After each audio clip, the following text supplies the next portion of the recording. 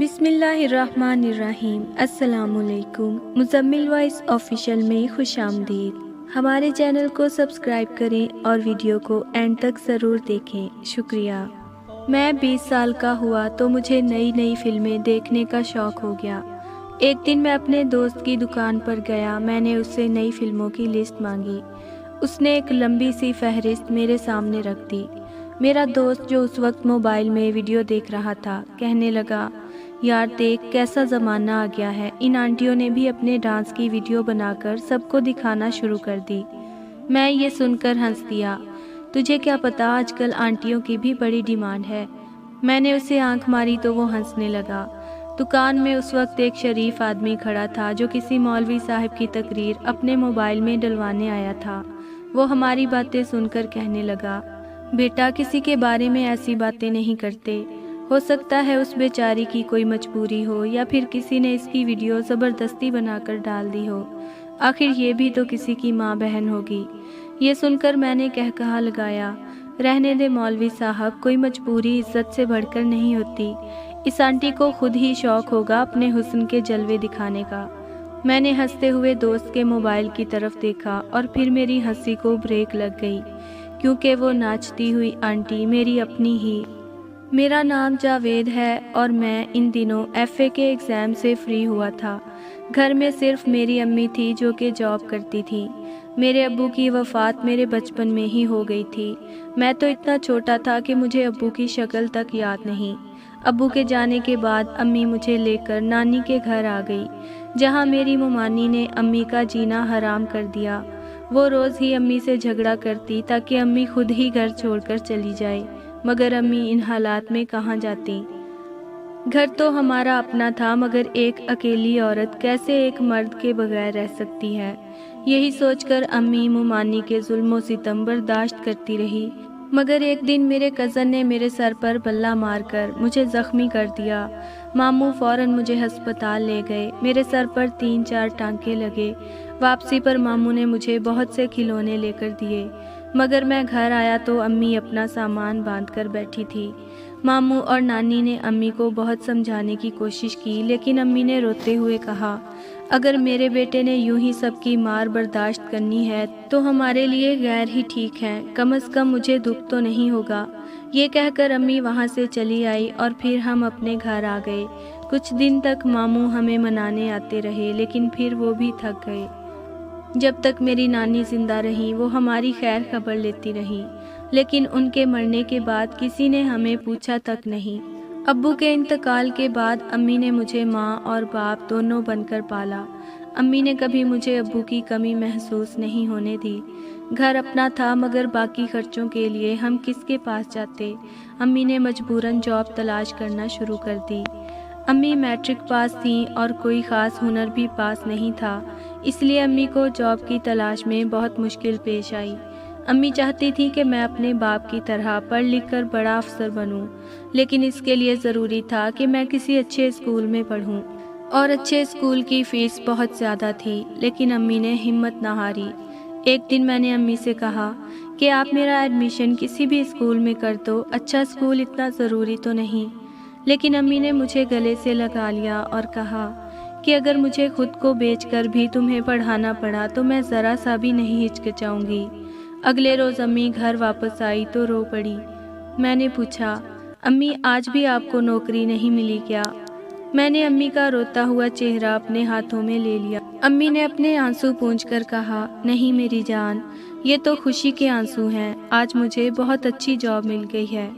یہ کہہ کر امی پھر سے رونے لگیں اور میں یہ سوچنے لگا کہ یہ میری امی کو کیا ہو گیا تھا۔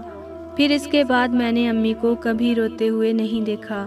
امی نے پہلی تنخواہ ملتے ہی میرا ایڈمیشن اس شہر کے سب سے اچھے اسکول میں کروا دیا اور ہمارے مسائل آہستہ آہستہ ختم ہونے لگے۔ ایک وہ وقت تھا جب ہم لوگوں سے مانگتے تھے اور ایک یہ وقت تھا کہ لوگ ہم سے مانگنے آتے تھے۔ امی کی تنخواہ بہت زیادہ تھی، میں صبح اسکول چلا جاتا اور امی جاب پر۔ میں چھٹی ہونے پر ٹیوشن پڑھنے چلا جاتا اور پھر پارا پڑھنے مسجد جاتا، وہاں سے میں خود ہی گھر آ جاتا تھا اور تب تک امی بھی گھر آ جاتی تھی۔ اکثر امی کے ہاتھ میں مزیدار کھانے ہوتے، اب زندگی زیادہ مزیدار ہو گئی تھی۔ میں اسکول سے نکل کر کالج چلا گیا اور اب بھی میری وہی روٹین تھی۔ میں کالج سے نکلتے ہی دوستوں کی طرف نکل جاتا۔ میرے کئی دوست اس عمر میں کما رہے تھے مگر میں یہ دن موج مستی میں گزار رہا تھا۔ بھلا مجھے کیا ضرورت تھی کہ میں اس عمر میں کمانا شروع کر دیتا۔ امی اب بھی جاب کر رہی تھیں۔ مجھے جتنے پیسوں کی ضرورت ہوتی میں ان سے مانگ لیتا۔ ان کا پرس ہر وقت نوٹوں سے بھرا رہتا۔ کچن کے اکثر ڈبوں سے نوٹ ہی نکلتے جو امی کو کبھی یاد نہیں آتے، وہ اکثر میری جیب میں چلے جاتے تھے۔ امی کی اب بھی وہی روٹین تھی، اس لیے جب میرے کالج کے ایگزامز ختم ہوئے تو میں گھر میں رہ کر بور ہونے لگا۔ تب مجھے فلمیں دیکھنے کا شوق چڑھ گیا۔ میں نے نئی پرانی ساری فلمیں دیکھ لیں۔ میرا ایک کالج کا دوست تھا جس کے مالی حالات خراب ہوئے تو اس نے ایک موبائل کی دکان کھول لی۔ میں ایک دو مرتبہ اس کی دکان پر گیا۔ وہ مجھے دیکھ کر خوش ہو گیا اور کہنے لگا، یار تیرے مزے ہیں، میرا باپ زندہ ہے لیکن مجھے کمانا پڑ رہا ہے، لیکن تیرا باپ مر چکا ہے اور تو عیش کر رہا ہے۔ وہ مجھے رشک سے دیکھنے لگا۔ مجھے اپنا آپ بہت اچھا لگنے لگا۔ میں نے دل میں امی کا شکریہ ادا کیا کہ اس نے مجھے ان ٹینشن سے دور کیا ہوا تھا۔ میں سوچتا تھا ایسی مائیں تو اللہ سب کو دے، مگر مجھے نہیں معلوم تھا کہ چند دن بعد میں اپنی ماں سے اتنی نفرت کرنے لگوں گا۔ میں کچھ دن بعد پھر سے اپنے دوست کی دکان پر تھا۔ میں نے اس سے نئی فلموں کی لسٹ مانگی۔ اس نے ایک لمبی سی فہرست میرے سامنے رکھ دی۔ میرا دوست جو اس وقت موبائل میں ویڈیو دیکھ رہا تھا کہنے لگا، یار دیکھ کیسا زمانہ آ گیا ہے، ان آنٹیوں نے بھی اپنے ڈانس کی ویڈیوز بنا کر سب کو دکھانی شروع کر دی ہیں۔ میں یہ سن کر ہنس پڑا۔ تجھے کیا پتا آج کل آنٹیوں کی بھی بڑی ڈیمانڈ ہے۔ میں نے اسے آنکھ ماری تو وہ ہنسنے لگا۔ دکان میں اس وقت ایک شریف آدمی کھڑا تھا جو کسی مولوی صاحب کی تقریر اپنے موبائل میں ڈلوانے آیا تھا۔ وہ ہماری باتیں سن کر کہنے لگا، بیٹا کسی کے بارے میں ایسی باتیں نہیں کرتے، ہو سکتا ہے اس بیچاری کی کوئی مجبوری ہو یا پھر کسی نے اس کی ویڈیو زبردستی بنا کر ڈال دی ہو، آخر یہ بھی تو کسی کی ماں بہن ہوگی۔ یہ سن کر میں نے کہا لگایا، رہنے دے مولوی صاحب، کوئی مجبوری عزت سے بڑھ کر نہیں ہوتی، اس آنٹی کو خود ہی شوق ہوگا اپنے حسن کے جلوے دکھانے کا۔ میں نے ہنستے ہوئے دوست کے موبائل کی طرف دیکھا اور پھر میری ہنسی کو بریک لگ گئی کیونکہ وہ ناچتی ہوئی آنٹی میری اپنی ہی ماں تھی۔ یہ دیکھ کر میری سانسیں رکنے لگیں۔ مجھے نہیں پتا کہ میں گھر کیسے پہنچا، بس اتنا یاد تھا کہ میں رو رہا تھا۔ اس رات امی دیر سے گھر آئیں۔ وہ بریانی پیک کر کے لے آئی تھی۔ میں کمبل میں منہ چھپائے لیٹا ہوا تھا۔ ایسا پہلی بار ہوا کہ وہ گھر آئی تھی اور میں خاموش تھا، ورنہ تو امی کے گھر آتے ہی میں ہنگامہ مچا دیتا، امی کو تنگ کرتا، امی کے چینج کرنے تک کھانے کی میز سجا دیتا اور پھر ہم دونوں مل کر کھانا کھاتے، لیکن آج ایسا نہیں ہوا۔ امی میری چپ دیکھ کر پریشان ہو گئی اور میرے پاس آ کر میرا ماتھا چیک کیا۔ ارے یہ کیا بیٹا، تمہیں تو بہت بخار ہے۔ امی میری حالت دیکھ کر تڑپ اٹھی۔ چلو پہلے ڈاکٹر کے پاس چلتے ہیں۔ امی نے مجھے پیار کرنا چاہا مگر میں نے ہاتھ کے اشارے سے منع کر دیا۔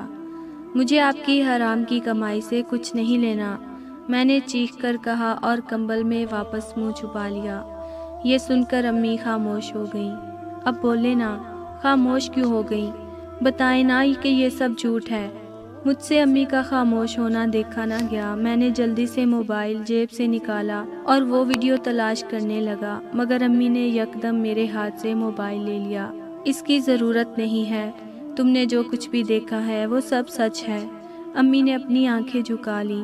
میں امی کو بے یقینی سے دیکھنے لگا۔ کاش امی یہ کہہ دیتی کہ بیٹا یہ سب جھوٹ ہے، یہ میں نہیں ہوں، مگر میرا سارا بھرم اور مان ٹوٹ گیا، میں جیسے بکھر سا گیا۔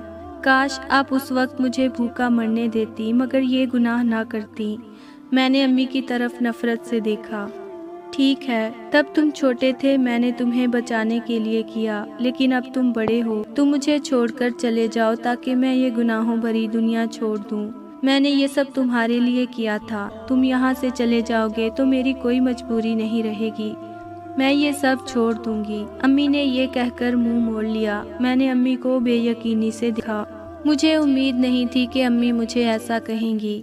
میں غصے میں گھر سے نکل آیا۔ میں بھوکا تھا اور مجھے بخار بھی تھا۔ میں نے جیب میں ہاتھ ڈالا، جیب خالی تھی۔ میں امی کی وہ ویڈیو دیکھ کر اتنے غصے میں آ گیا کہ میں نے امی کی کسی چیز کو ہاتھ تک نہیں لگایا۔ میں بے مقصد گھومتا رہا۔ اچانک مجھے اپنا دوست یاد آیا۔ میں اس کی دکان پر گیا۔ میں نے اسے کچھ نہیں بتایا، بس اتنا کہا کہ مجھے کچھ پیسے دے دو، میں تمہیں کل لوٹا دوں گا۔ لیکن وہ کہنے لگا کہ ہم تمہارے جیسے خوش قسمت کہاں، ابھی تمہارے آنے سے پہلے میرا باپ ساری کمائی اٹھا کر لے گیا ہے۔ یہ کہہ کر وہ ہنسنے لگا اور میں اس کی دکان سے نکل آیا۔ میں اس سے یہ تک نہیں کہہ سکا کہ میں بھی اب اس کی طرح بدقسمت ہو گیا ہوں۔ میں گلیوں میں پھرتا رہا۔ مجھ سے اب بھوک برداشت نہیں ہو رہی تھی۔ میرا بخار بڑھنے لگا تھا، مجھے چکر آنے لگے اور میں وہیں پر گر پڑا۔ میرے منہ سے بے ساختہ نکلا، امی۔ میں جلدی سے اٹھا، میرے کپڑے مٹی مٹی ہو چکے تھے۔ مجھے یاد آیا، یہ پینٹ شرٹ امی نے مجھے 20ویں سالگرہ پر گفٹ کی تھی۔ پھر میری نظر کلائی پر بندھی گھڑی پر پڑی، یہ بھی امی نے خرید کر دی تھی۔ میں رونے لگا۔ میں سر سے پیر تک امی کا مقروض تھا، اور میں نے ان 20 سالوں میں امی کو کیا دیا تھا؟ کچھ بھی تو نہیں۔ وہ آخری الفاظ جنہوں نے یقیناً امی کا دل چیر دیا ہوگا۔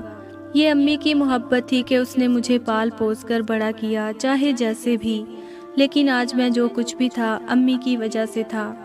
جب ابو زندہ تھے امی نے کبھی گھر سے باہر قدم تک نہیں نکالا، لیکن ابو کے جانے کے بعد امی نے مجھے زندہ رکھنے کے لیے اور اچھی تعلیم دینے کے لیے یہ سب کچھ کیا۔ نہ جانے امی نے یہ سب کس دل سے کیا ہوگا، اور میں امی کا شکریہ ادا کرنے کے بجائے اس کا دل دکھایا۔ میں وہیں گلی میں بیٹھ گیا اور میں نے ساری رات وہیں کاٹ لی۔ صبح ہوئی تو میں نے دیکھا کہ میں ایک ایسی عمارت کے سامنے تھا جس کی تعمیر جاری تھی۔ میں جلدی سے اٹھا اور مزدوروں میں شامل ہو گیا۔ میں خالی پیٹ تھا اور مجھے بخار بھی تھا، مگر میں نے مزدوری شروع کر دی۔ امی نے بھی تو میری خاطر کیا کیا برداشت کیا ہوگا۔ امی کی طبیعت خراب ہوتی تب بھی وہ کام پر چلی جاتی تھی۔ مجھے رونا آ رہا تھا۔ میں روتا رہا اور کام کرتا رہا۔ شام ہوئی تو باقی مزدوروں کی طرح میں قطار میں کھڑا ہو گیا۔ ٹھیکیدار نے مجھے حیرانی سے دیکھا اور پھر چند نوٹ میری ہتھیلی پر رکھ دیے۔ میں سیدھا بازار گیا۔ میں نے بازار سے امی کے لیے کچھ خریدا اور ایک ہوٹل سے بریانی پیک کروا لی۔ میں سیدھا گھر آیا، دروازے پر دستک دی۔ امی نے یوں تیزی سے دروازہ کھولا جیسے دیوار کے پاس کھڑی ہوں۔ امی نے میری حالت دیکھی تو مجھے سینے سے لگا لیا۔ میں نے غصے میں تمہیں گھر سے نکال دیا تھا، مجھے معاف کر دینا میرے بیٹے۔ میں بھی رونے لگا۔ اندر آ کر میں نے منہ ہاتھ دھویا اور شاپر میں سے ایک چادر نکال کر امی کے وجود کو اس میں چھپا دیا۔ امی، یہ آپ کے بیٹے کی پہلی کمائی سے ہے، اب آپ کو وہ کام کرنے کی ضرورت نہیں ہے، میں نے پہلی بار روب سے کہا، ایک جوان بیٹے کے لہجے میں جو ماؤں کو بہت مضبوط بنا دیتا ہے۔ امی نے میری دی ہوئی چادر سے اپنا وجود ڈھانپ لیا اور میرے چھالے زدہ ہاتھوں کو چوم لیا۔